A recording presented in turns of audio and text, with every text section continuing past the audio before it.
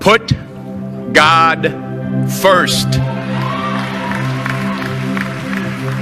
Put God first in everything you do.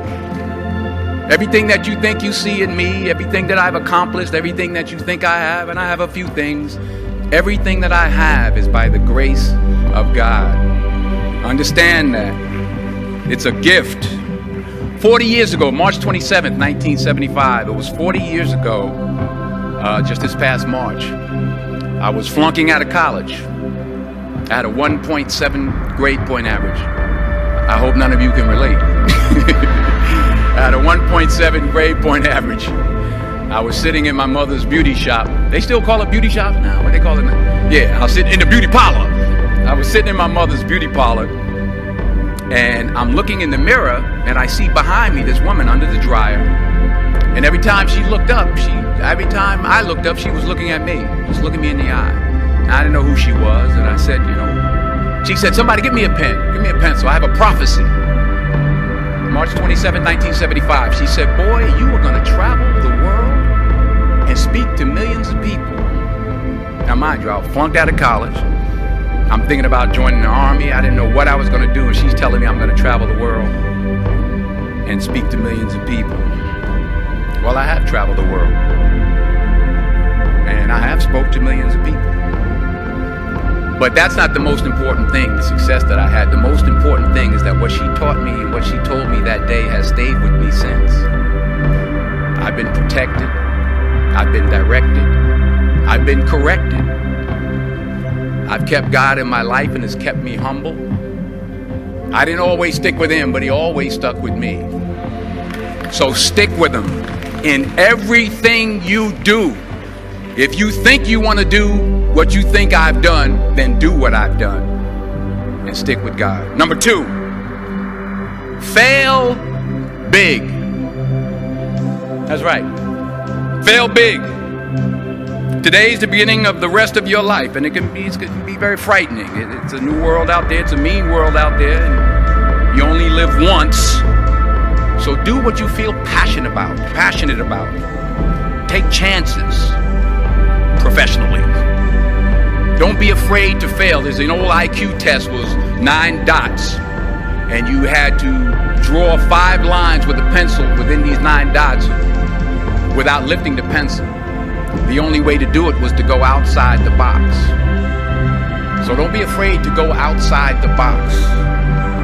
Don't be afraid to think outside the box. Don't be afraid to fail big, to dream big.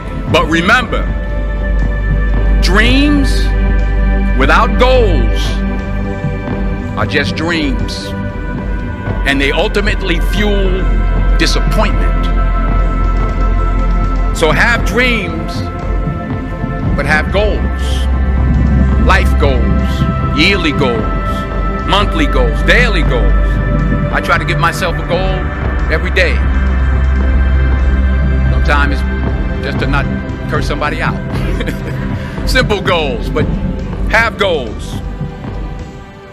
And understand that to achieve these goals, you must apply discipline and consistency. In order to achieve your goals, you must apply discipline, which you've already done, and consistency every day, not just on Tuesday and miss a few days. You have to work at it every day. You have to plan every day. You heard the saying, we don't plan to fail, we fail to plan. Hard work works. Working really hard is what successful people do. And in this text, tweet, twerk world that you've grown up in, remember, just because you're doing a lot more doesn't mean you're getting a lot more done. Remember that. Just because you're doing a lot more doesn't mean you're getting a lot more done. Don't confuse movement with progress. My mother told me, she said, yeah, because you can run in place all the time and never get anywhere.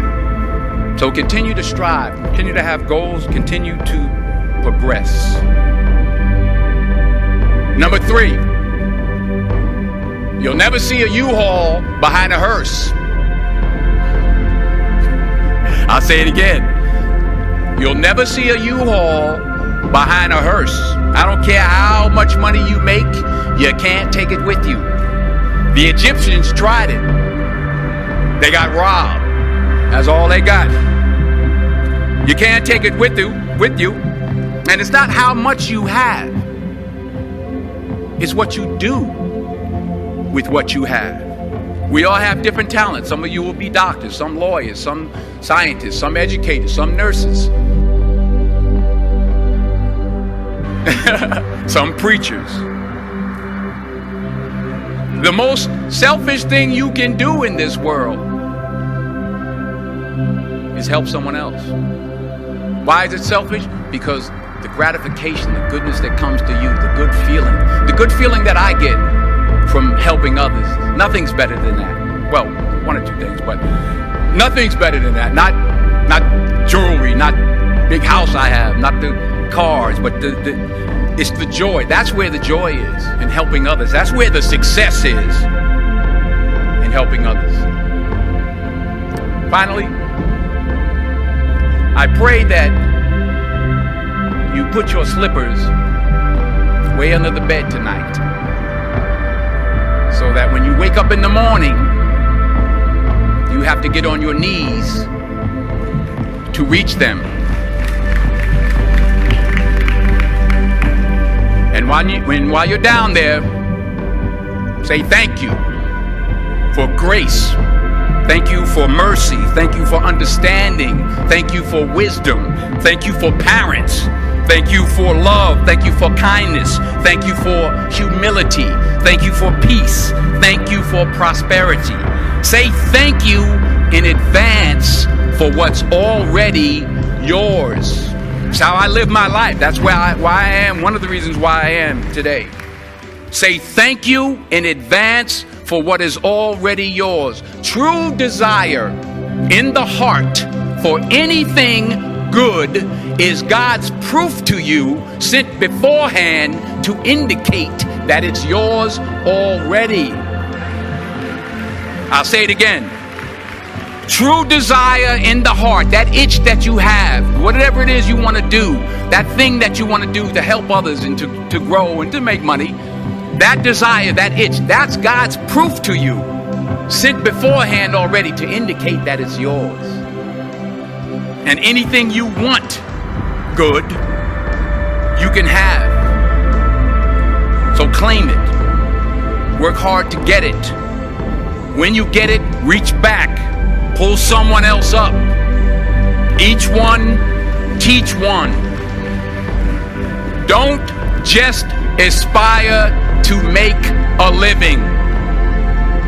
Aspire to make a difference.